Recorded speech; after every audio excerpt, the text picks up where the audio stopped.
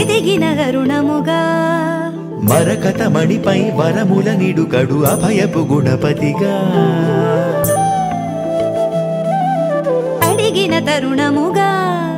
సిరులను ఒసగక నిలచిన మరకత లక్ష్మీ గణపతిగా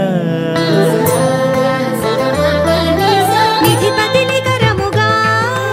కాణాచిలో కొలువై కొలిచే భక్తుల పదబాపంగా అధిపతి అతడవగా కలలో దర్శన భాగ్యము నిడితను నిలచిన దైవముగా